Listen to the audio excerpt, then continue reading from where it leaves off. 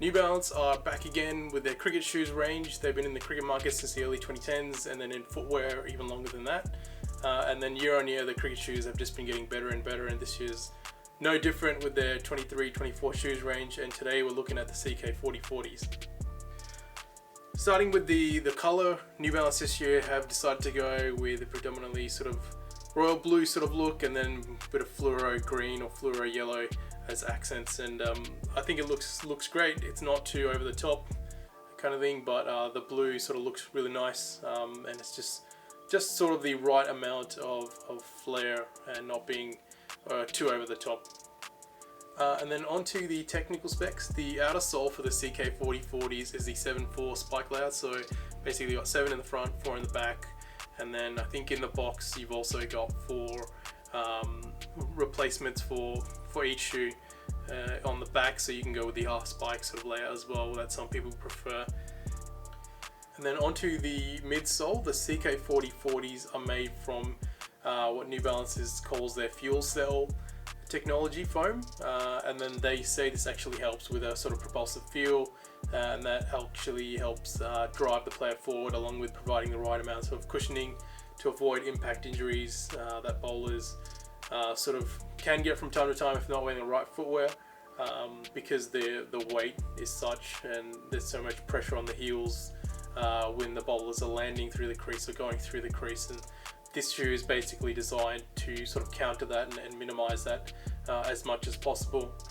And then moving on to the upper is constructed from a synthetic construction, trying to reduce the weight and making it a bit lighter. And then with the heel, it's also constructed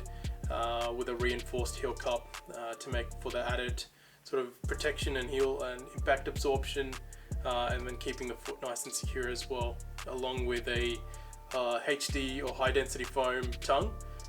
and then also a nylon sort of web strapping that goes inside and then all the way out.